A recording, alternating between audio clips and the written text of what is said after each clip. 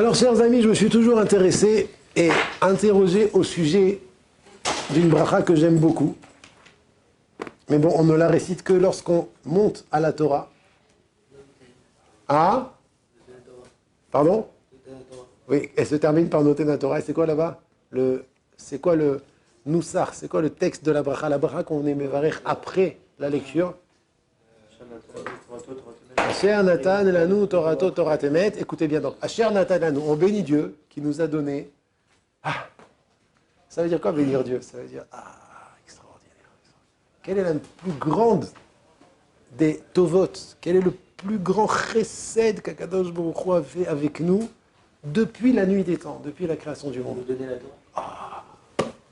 De donner la Torah. Si on réalisait, si on avait les yeux pour voir et l'esprit pour comprendre la chance qu'on a. Lorsqu'on étudie la Torah, on passerait nos jours soit à étudier, soit à danser. Ça veut dire, danser, pourquoi tu danses? Parce qu'il nous a donné la Torah. Bah étudie, oui tout de suite. J'étudie. Qu'est-ce que tu fais après? Bah, je vais danser. Pourquoi tu vas danser? Parce que j'ai étudié. C'est pas des blagues, Rabotai. C'est pas des blagues. Le Orach Chaim HaKadosh, vous connaissez tous dans Parashat Kitavo. C'est une chanson. Imayu bnei Adam margishim. Imayu bnei Adam margishim. Si les gens ressentaient ce que je vais dire, si les gens ressentaient ce que je vais dire, de quoi? La douceur et la profondeur de l'étude de la Torah, ils deviendraient fous. Vous savez pourquoi on n'étudie pas? Pourquoi c'est difficile d'étudier la Torah? David, t'entends? T'entends? Vous savez pourquoi c'est difficile d'étudier la Torah? Parce que si c'était facile, tellement elle est bonne et elle est douce la Torah, on deviendrait fou. C'est ce qui est marqué dans l'Orach Chaim HaKadosh. C'est Kil Pshuto. Il faut le comprendre comme ça. Tellement elle est enivrante, tellement elle est douce, tellement elle est bonne. Ayum mushtag'in. La chaîne du Orach Chaim HaKadosh. On deviendrait fou après elle. Velo haya nichshav. Et on ne regarderait même pas. Kol kesef vezahav shebaolam leklum. Tout l'argent et tout l'or du monde. Imaginez tout l'argent et tout l'or du monde. À ses yeux, ça ne voudrait rien dire. Rien. Par rapport à ce que c'est la Torah Kedosha. La valeur de tout l'argent et tout l'or du monde, ça serait zéro. Ephes afassim. Alors Hachem, il a fait en sorte, pour d'autres raisons aussi, qu'on ne ressente pas la douceur de la Torah. Mais celui qui s'investit, celui qui est prêt à se donner corps et âme et à s'affairer à l'étude de la Torah, bien que ce n'est pas facile parce que c'est une guerre contre soi, mais très rapidement, mais elle est bonne, mais elle est douce, mais ça vaut le coup. Mais bien sûr qu'il faut s'investir. Ça, c'est le début de la bracha. Baruch, Ata Hashem, Elokeinu melech haolam. Asher, non, c'est la première. Je parle de la bracha d'après. Asher Natan lanu et Torato, qui nous a donné sa Torah, Torat Emet. Là, une Torah vraie, qu'est-ce que ça veut dire une Torah vraie? Le Zohar HaKadosh, il dit, il y a deux mondes. Il y a Olam Hazé et il y a Olam Haba. Il y a ce monde et le monde futur. C'est quoi la différence entre ce monde et ce monde futur? Une des principales différences entre Olam Hazé et Olam Haba, c'est qu'Olam Hazé, c'est Olam Shel Sheker, et Olam Haba, c'est Olam Shel Emet. Pourquoi, c'est quoi? Pourquoi Olam Hazé, c'est Sheker, Olam Haba, c'est Emet? Parce que Olam Haba, il n'y a rien d'autre que Boré Olam, il n'y a rien d'autre que le créateur du monde. Olam Haba, tu vois tout de manière claire, tu n'as aucun safek, aucune question, tout est clair. Dans ce monde, tu as l'impression qu'il y a autre chose à part Hachem. Il y a autre chose à part la volonté d'Hachem. Et ça, c'est du sheker. Pourquoi? Parce que tu as l'impression qu'à part étudier la Torah, il y a l'argent, il y a l'état avot, il y a la réussite, il y a la nourriture, il y a les femmes, il y a les plaisirs. Et ça, c'est du sheker. Parce que tout ça, c'est qu'une illusion. Donc, Olam Hazé, c'est Olam HaSheker. Olam Haba, c'est Olam HaEmet, parce que tout est clair là-bas. Comment on fait dans ce monde pour voir les choses de manière claire? Torah Emet. Asher Natan lanu et Torato, Torat Emet. C'est quoi Torat Emet? Celui qui est dans le Olam HaSheker. Et il attrape la Torah. Et il s'affaire à son étude, il voit tout de manière vraie, comme dans le Olam Haba. Ça veut dire, il vit dans ce monde grâce à la Torah comme dans le Olam Haba. Bien qu'on est dans un décor de sheker, tout est sheker dans ce monde, tout est sheker dans ce monde. Je vous promets, Rabotai, vous allez voir au fur et à mesure des années, vous allez comprendre, réaliser que toutes les notions de ce monde, c'est du sheker. Ça ne veut rien dire. C'est des bêtises, c'est des ch'touillottes. Eh bien, en étudiant la Torah, tu as quelque chose qui t'éclaire et qui te montre le Hémet. Ça, c'est le début de la bracha. Après, Asher natananu et Torato Torate Hémet. Voilà. Et après, on dit Vechaye olam nata betochenu. Alors, il pose la question de Nefesh HaChaim. Qu'est-ce que ça veut dire Vechaye olam, une vie éternelle, nata betochenu. Nata, vous savez ce que ça veut dire nata en hébreu? Nata avec un in. C'est quoi nata? C'est quoi l'in toa? C'est quoi l'in toa, Binyamin? Qui sait l'in toa, ce que c'est? Hein? Menachem. L'in toa. Ah? C'est quoi? Je sais pas si c'est déposé, non? Non. Vechaye olam nata betochenu. Ah, plus. Plus. Posé. Plus. Vous vous approchez. C'est oh. Chazak, tu le savais depuis le début? Attends, j'espère que tu ne savais pas depuis le début, sinon tu m'as fait parler, poser plus, c'est pas un jeu. Planté, Chazak. Vechaye olam nata betochenu. Waouh.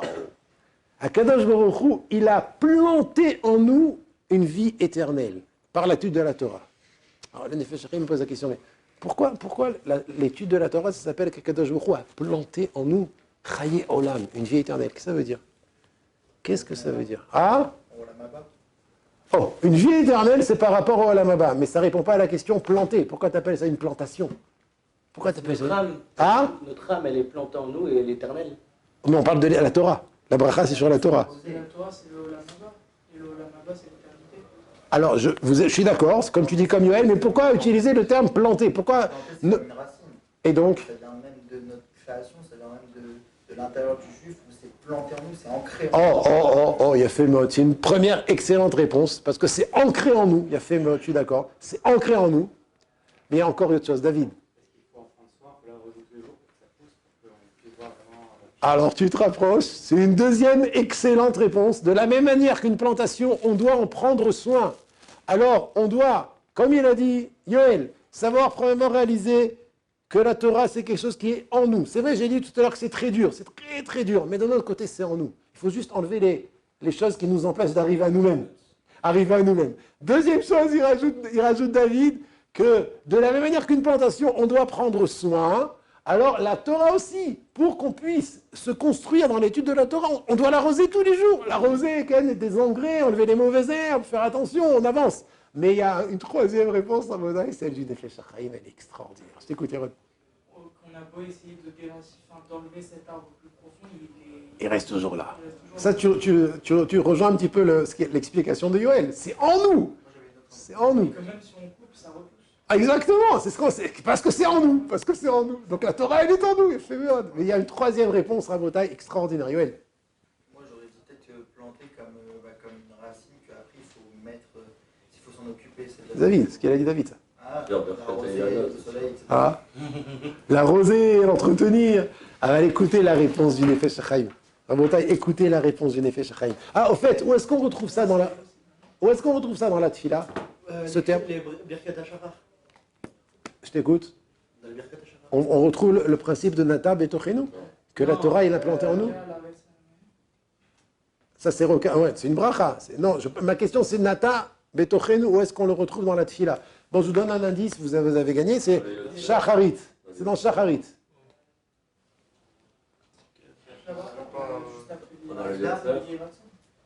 Il y a marqué Nata Betochenu là-bas? Dans la Amida? Citez, allez-y, je vous écoute. C'est quoi le texte? Avatolam, il y a marqué Nata Betochenu là-bas?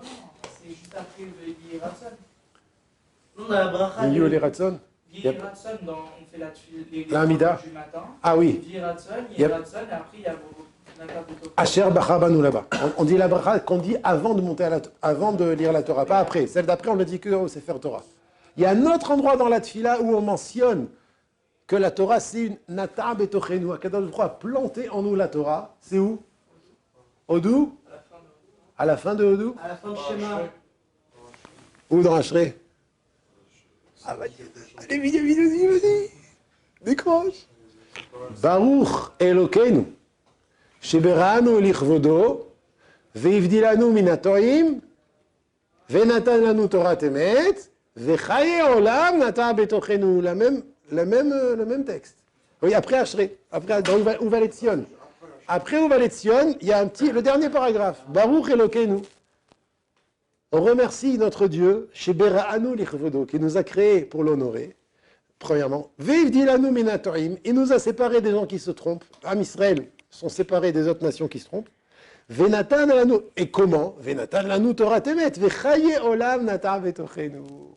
Natan lanu Torah temet, c'est la même bracha, la même chose qu'on récite quand on monte à la Torah. Donc ceux qui veulent se plaindre, une fois quelqu'un il est venu me dire, ouais, la bracha d'avant, on l'a fait tous les matins, comme tu as dit tout à l'heure, Yaron. Mais la bracha d'après, on la fait pas, on n'a pas le mérite de le faire. Je dis, on l'a fait, elle est là. Baruch Elokeinu. C'est quoi la troisième réponse? Écoutez bien. C'est quoi la troisième réponse? Il dit le Nefesh HaChaim. Anu mevarchim alea. On fait comme bracha sur la Torah. Pour quelle raison? Parce que la Torah, en nous, c'est comme une plantation. Pourquoi on plante un arbre? Pour faire grandir et Donner des fruits. Shenetiata kedela sot pri. On plante un arbre pour donner des fruits. Les arbot tova, pour multiplier la bonté. Tova, c'est les bonnes choses. Allez demander à des agriculteurs, on plante des arbres pour avoir des fruits. Ken, ainsi. Imanu machzikim batorah akdosha. Si on attrape la Torah akdosha, on s'investit, on se surpasse pour étudier la Torah. Bechol kochenu, de toutes nos forces. Karaoui, comme il faut. Anu manchilim chaye ad. On fait hériter à tout. Manchilim, c'est faire hériter. C'est pas seulement nous qui héritons pour nous-mêmes, c'est même faire hériter pour les autres. Chaye ad, une vie éternelle. Ou mamshichim, et on fait descendre. Mishorsha ne'elam lemala mikolamot. Du shoresh de la Torah, de la racine de l'endroit où la Torah se trouve. Tosefet kdusha ou bracha ve'or gadol bechol olamot. On fait descendre de la source de la Torah un rajout de Kedusha, de Bracha, de Or Gadol dans tous les mondes. Ça veut dire quoi dans tous les mondes? Tous les olamot spirituels jusqu'à notre monde. Et donc c'est pour ça qu'on dit ça veut dire on remercie Hachem. Alors c'est vrai ce qu'il a dit Yoel, ce qu'il a dit David, et le Nefesh HaChaim rajoute une troisième explication. C'est quoi Nata Betochenu? Sache que la Torah c'est comme une plantation. Lorsqu'un juif il étudie la Torah, il amène des fruits, l'herbot tova. Il fait descendre un shefa, une abondance spirituelle et matérielle dans tous les olamot jusqu'à ce olam hazé. C'est pour ça que Chazal, les sages, ils ont institué dans les brachot qu'on a fait, quand je viens de citer, et dans le Baruch Elokeinu, qu'on considère la Torah une étia, une plantation rabotaille, rappelez-vous. Et je répète ce qu'il a dit Yoel, c'est extraordinaire.